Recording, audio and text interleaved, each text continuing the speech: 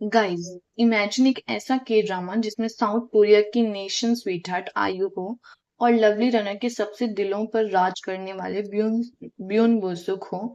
2 million von यानी करोड़ों का गवर्नमेंट फंडिंग बजट हो, डिज्नी प्लस पर स्ट्रीम हो रहा हो और रेटिंग्स भी टॉप नॉच चल रही हो। लेकिन सडन एक ऐसी कंट्रोवर्सी होती है कि पूरे साउथ कोरिया में आग लग जाती है।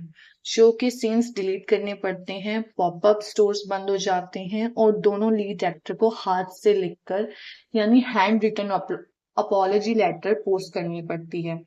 यस, हम बात कर रहे हैं 2026 के सबसे बड़े के ड्रामा कंट्रोवर्सी की, परफेक्ट ग्राउंड। आखिर एक फिक्शनल ड्रामा से पूरे देश के लोग इतने गुस्सा क्यों हो गए?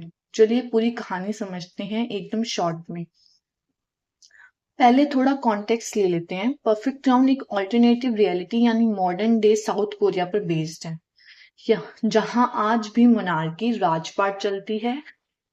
कहानी है सियोंग हुइजू, प्लेड बाय आयु की, जो एक रिच चायबॉल हेयर है पर कॉमनर बैकग्राउंड की वजह से उसे रॉयल स्टेटस नहीं मिलता। और दूसरी तरफ है grand prince Ion, played by Bon Woosuk. दोनों के बीच एक कॉन्ट्रैक्ट मैरिज होती है और वहां से शुरू होती है पैलेस पॉलिटिक्स और रोमांस। सब कुछ परफेक्ट चल रहा था, पब्लिक को केमिस्ट्री बहुत पसंद आ रही थी, बट देन केम 11 एपिसोड और यहाँ हो गई एक हिस्टोरिकल गलती। कोरियन ऑडियंस बिल्कुल बर्दाश्त नहीं कर पाई जिसने। कंट्रोवर्सी शुरू हुई शो के एक क्रूशियल कोरोनेशन सीन से, जहां ब्योन वू सुक के कैरेक्टर को किंग बनाया जा रहा था। यहाँ क्रिएटर्स ने 3 ऐसी बड़ी गलतियां कर दी जो डायरेक्टली कोरिया की नेशनल सोवेनिटी और प्राइड पर ठेस पहुंचाना था। गलती नंबर 1, द 9 बीट क्राउन, नवरत्न मुकुट। कोरोनेशन के वक्त ब्योनवू सुक ने जो मुकुट पहना था उसमें सिर्फ 9 बीट स्ट्रिंग, जो मोतियों की लड़ियां दिखाई गई थी उसमें सिर्फ 9 बीट स्ट्रिंग्स थे। हिस्टोरिकल कोरियन के इंडिपेंडेंट एम्परर 12 स्ट्रिंग वाला क्राउन पहनते थे। 9 स्ट्रिंग वाला क्राउन तब पहना जाता था जब कोरिया किसी दूसरे बड़े एम्पायर जैसे चाइना के अंडर एक ट्रिब्यूटरी स्टेट हुआ करता था।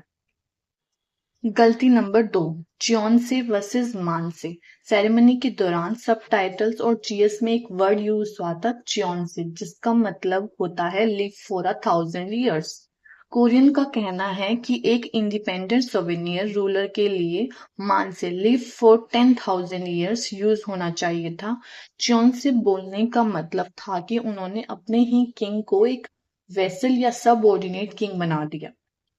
गलती नंबर 3, द टी सेरेमनी एटिक्ट।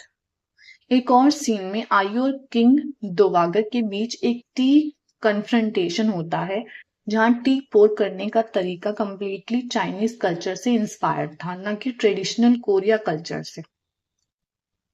अब आप लोग सोच रहे होंगे, यार फिक्शनल ड्रामा ही तो है, इतना क्यों बुरा मानना? बट बैकग्राउंड में कोरिया और चाइना के बीच हिस्ट्री और कल्चर हेरिटेज को लेकर पहले से ही काफी सेंसिटिव टेंशन चल रही है।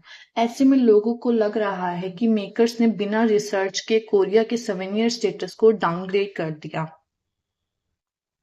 तो जैसे ही ये एपिसोड एयर हुआ, इंटरनेट पर बवाल मच गया। नॉट जस्ट नेटिजन्स, बल्कि बड़े बड़े हिस्टोरियंस और सिविक ऑर्गेनाइजेशन ने भी इसकी कड़ी निंदा की। लोगों ने कहा, हमारे ही टैक्स से पैसे को के और CCA, Korea creative content agency, ने इस शो को 2 मिलियन वॉन का फंड दिया और इन्होंने बेसिक रिसर्च तक नहीं की।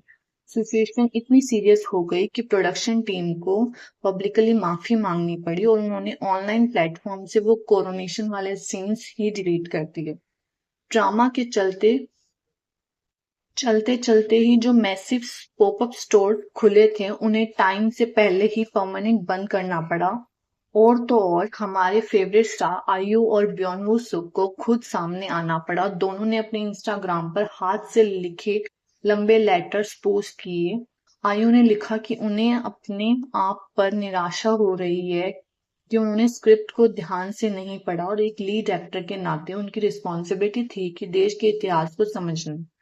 वहीं ब्योन सुक ने भी माफी मांगते हुए कहा कि उन्होंने हिस्टोरिकल कंटेंट को डीपली नहीं समझा और वो इस गलती से सीख रहे हैं। के इंडस्ट्री में हिस्टोरिकल डिस्टॉर्शन को लेकर ऑडियंस हमेशा से ही बहुत सीख रही है। इससे पहले भी जोसेशन एक्सॉर्सिस्ट जैसे बड़े ड्रामास को तो बैन तक कर दिया जा चुका है। थैंकफुली परफेक्ट क्राउन के मेकर्स और एक्टर्स ने टाइम रहते तरीके से माफी मांग ली, इसलिए शो कम्प्लीटली बैन होने से बच गया और इसकी डोमेस्टिक रेटिंग्स भी ठीक ठाक रही। आपका इस कंट्रोवर्सी पर क्या सोचना है? क्या ऑडियंस का गुस्सा वैलिड था या फिर एक फिक्शनल ड्रामा के लिए ये रिएक्शन थोड़ा ज्यादा था? मुझे कमेंट्स में जरूर बताना। और आपको ये वीडियो कैसी लगी, पसंद आई तो लाइक शेयर सब्सक्राइब करो और कमेंट बॉक्स में बताओ कि क्या ये सच में ये ड्रामा बैन होना चाहिए, कैंसिल होना चाहिए था या नहीं। और सब्सक्राइब करना तो बिल्कुल मत भूलना। मिलते हैं अगले वीडियो में, तब तक के लिए एनियॉन।